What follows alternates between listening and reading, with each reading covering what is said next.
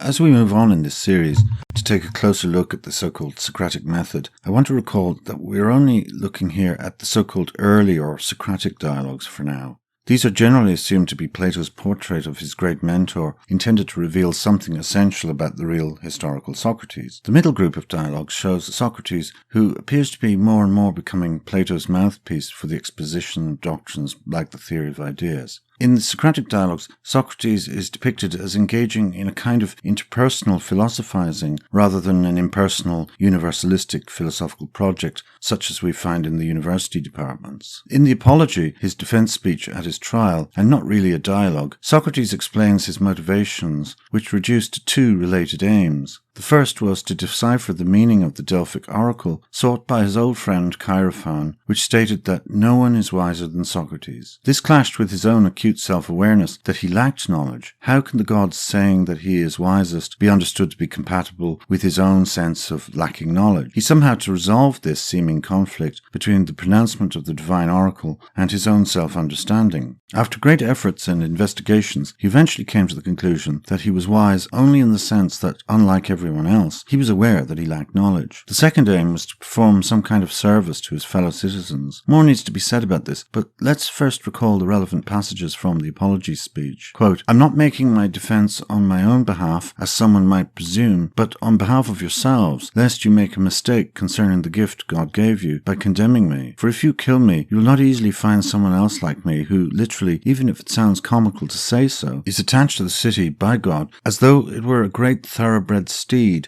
sluggish due to its size, that needs to be woken up by a sort of gadfly. Well, I am like that gadfly, whom the God has attached to the city, the sort of person who never stops rousing, persuading and censuring each one of you, alighting upon you all day long, wherever you go." And then, shortly later, he says, quote, "I am such a person given to the city by the God. For it seems scarcely human that I have neglected all business of my own, and suffered the neglect of my family affairs for so many years now, constantly busy with your concerns, coming to you like a father or elder brother, urging you to care for excellence."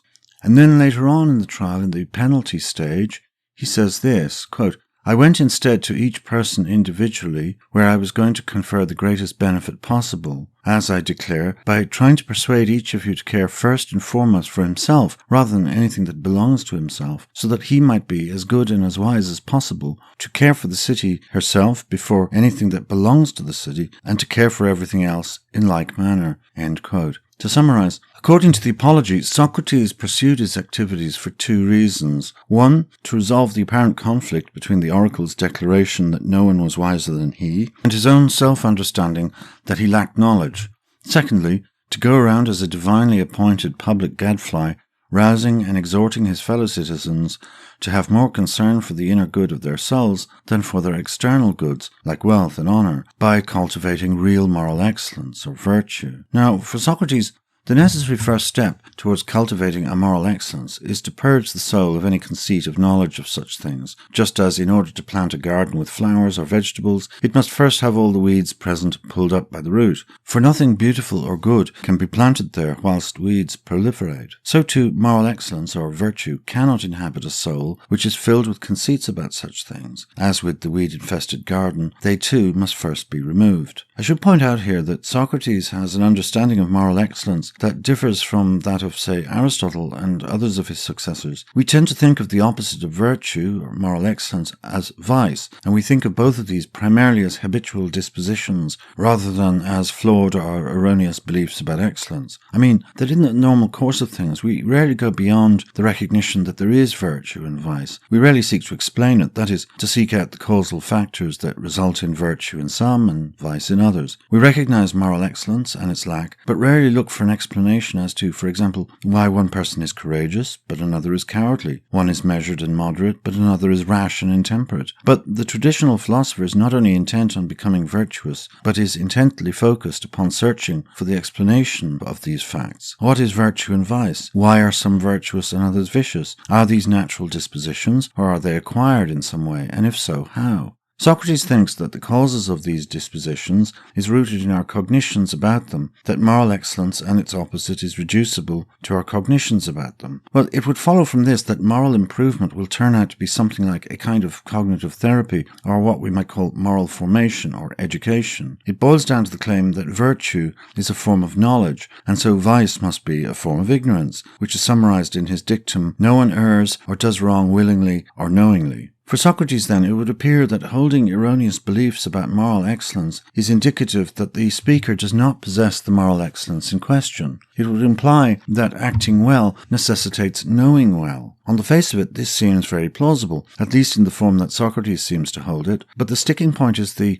"no one does wrong willingly or knowingly" part, which generates some apparent paradoxes that Aristotle will later identify in order to propose solutions in his ethical works. One of the major problems Socratic Intellectualism, as it is called, produces is this. It seems to rule out the possibility of incontinence, or what we would now call weakness of will. For example, I think we're all familiar with the situation of an inner conflict between a conviction that, say, course of action A is the right one to follow, but then somehow we fail because it's hard, and instead we pursue course B, which we hold to be kind of wrong, but it tends to be the easier path. For instance, a smoker will readily admit that smoking is not good for their health, yet they continue to smoke. Most smokers have attempted to stop, and often on more than one occasion, yet they still smoke. It's generally recognized that successfully stopping smoking is hard. We tend to understand this failure to stop as primarily a problem of what we call willpower, or something like that. Whether this is indeed the right way of understanding the situation is beside the point. For Socrates, there does not seem to be any room for incontinence in explaining moral failures, because according to Socratic intellectualism, this should not be possible. Instead, the failure to quit smoking should be understood as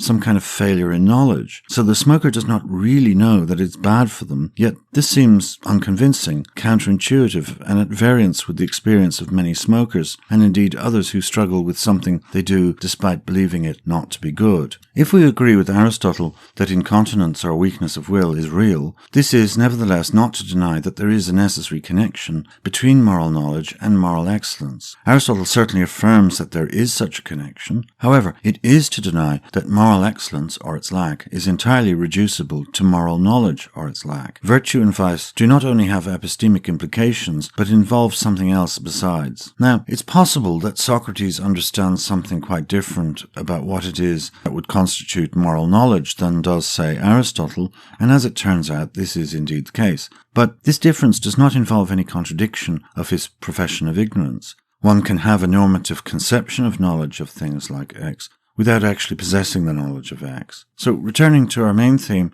if we go on what Socrates says about himself in the Apology, we see no mention of doing philosophy as an academic exercise. We never see any expression of a scholarly interest in solving philosophical problems just for their own sake. There's no hint of what we would call purely academic interest in Socrates' account of his own activities. Instead, in the Socratic dialogues, we always see him engaging one-on-one with his interlocutors, examining only their claims to know X and other related beliefs that they hold in respect of X. In this group of dialogues, Socrates is not engaged in some kind of general inquiry into X to discover and elaborate a theory of X.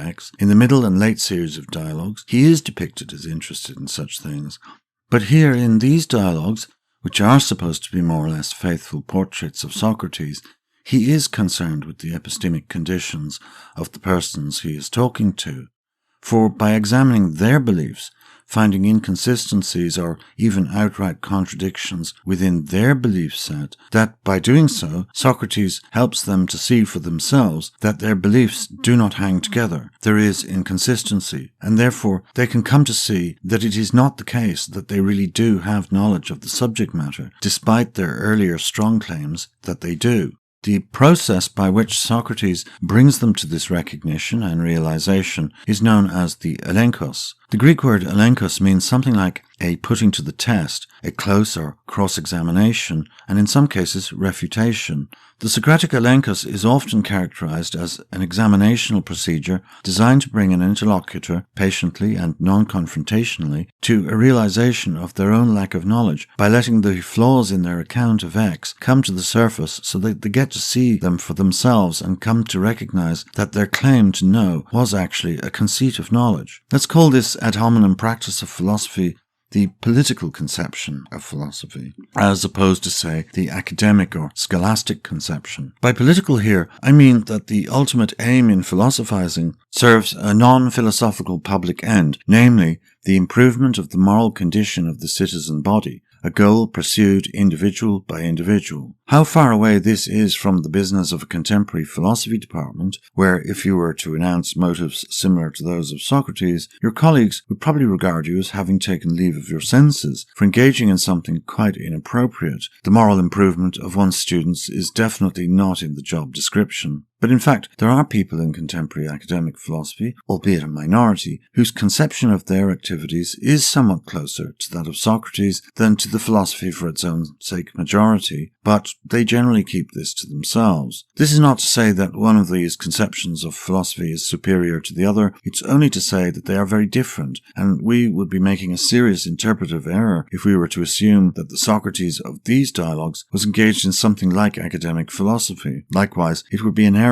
to assume that contemporary academic philosophers are doing, or even ought to be doing, much the same thing as Socrates. There are broadly two ways of interpreting the Socratic Elenchos of the early dialogues. According to the first, the Elenchos brings about a positive result in that the truth or falsity of at least one, some, or all the individual answers from the interlocutor is established. This approach has been called constructivism. The other mode of interpretation rejects this picture and instead argues that Socrates only achieves a specific refutation of the belief set held by the person he happens to be talking to, and that no general conclusions about X can be drawn. This approach is called non-constructivism or anti-constructivism. Here's how the non-constructivist scholar Hugh Benson analyzes the Elenchos. First, 1. Socrates asks the interlocutor a question, the answer to which is meant to exhibit the interlocutor's wisdom, usually, but not always, concerning the definition of some moral concept. So the initial answer is what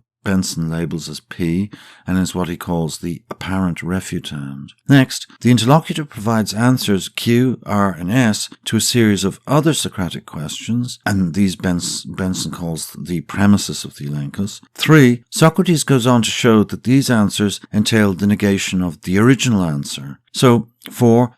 The conjunction P and Q and R and S is false. There's a bit to unpack here. The refutant, P, is the initial proposition the knowledge claimant puts forward. For example, something like pleasure is the good. A refutation, properly speaking, is a procedure that uses logic and or evidence to show clearly that some claim is false, or at the very least that it is untenable in its present form. This inevitably means that Socrates will draw the interlocutor into giving supporting reasons for the initial proposition, which in our example would be pleasure is the good, and the supporting reasons Benson calls the premises of the Elenchos. As a general rule, one does not refute by simply denying a claim, nor does one refute by arguing against a claim with a counterclaim. A refutation must clearly demonstrate that the claim in the form of an argument cannot stand in its own terms because of some logical error like internal inconsistency or lack of supporting evidence or outright contradiction. In the former case, things are straightforward. A logical error sinks the claim, at least in its stated form. For instance, the argument is invalid, meaning that the conclusion does not logically follow from the premises, even if it eventually turns out that the conclusion is true. In summary, the additional premises Q, R, and S are usually offered by the interlocutor as supports for P, the refutant. An invalid argument is one where the conclusion does not follow logically from the premises. For example, all humans are animals, all animals are mortal, therefore all animals are human. Well, this is clearly invalid. Premises can only logically lead to the conclusion all humans are mortal, because the premises show that humans are a subset of animals and share in any properties that all animals possess, in this case mortality, and not that all animals are a subset of humanity. That's just a blunder. Now, an argument might be logically valid, but false nonetheless. For instance, take this simple argument. All centaurs are half man, half horse. Firenze is a centaur. Therefore, Firenze is half man, half horse. The logical structure of this argument is valid. The first premise is a definition of centaur. The second states that Firenze is a centaur. Therefore, Firenze is half man, half horse. But the premises and conclusion are false. There is no such thing as centaurs. That is, there are no creatures in the world that are half man, half horse. So from this example, we can see that validity is necessary. The conclusion Firenze is half man, half horse follows logically from the premises. But as the premises are false, so too the conclusion. And from this, we can see that validity is necessary, but not sufficient for an argument to turn out true. In this case, the element that makes the argument false is evidential in nature. The argument fails because there is no evidence, and never has been, that such creatures as centaurs exist. In fact, they are mythical beasts, and no one has ever claimed that they exist, outside of myth.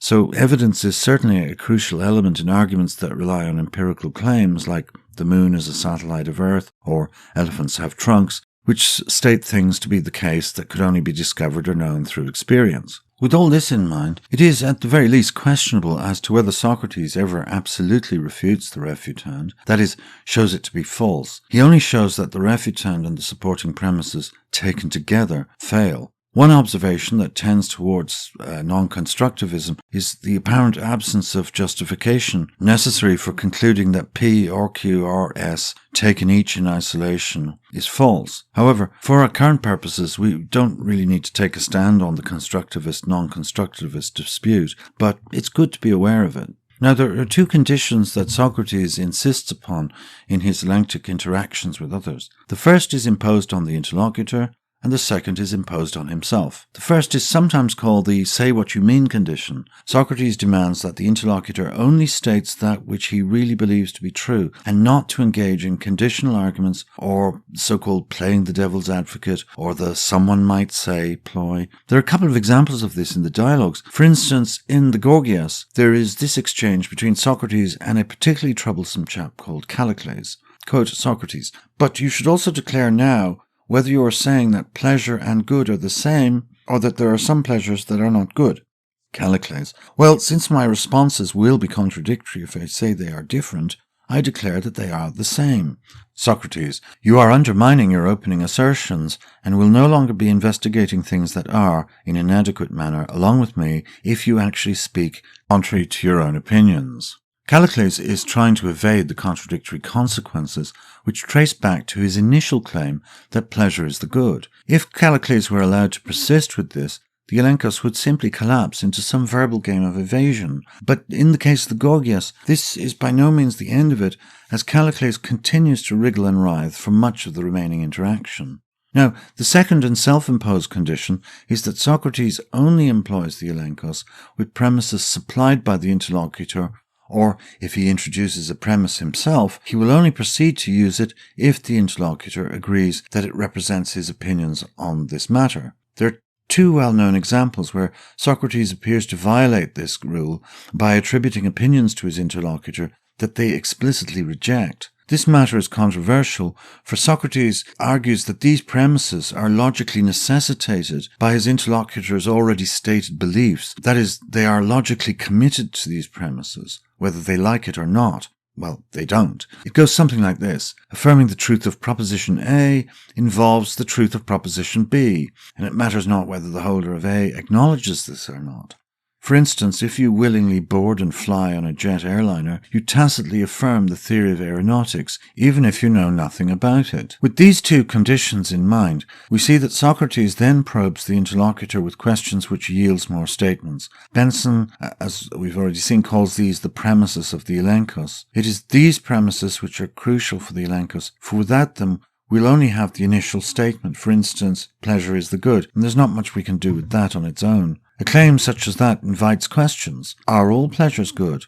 Are there any bad pleasures? And so on. The answer to those questions will become the premises of the Elenchos. Taken in isolation, each claim might turn out true, or at least it's not obvious that it's false, or the truth values are just not apparent. Let's go back to our example. So, Somebody might claim to know what the good is. So Socrates will ask the question, what is the good? And the answer might be something like, pleasure is the good. Socrates might then come with a follow-up question to that. So are all pleasures good? To which our interlocutor might answer, yes, all pleasures are good. But then there's another series of questions which eventually drives the interlocutor to admit that some pleasures are bad. Now, the premise, pleasure is the good and all pleasures are good, are perfectly harmonious.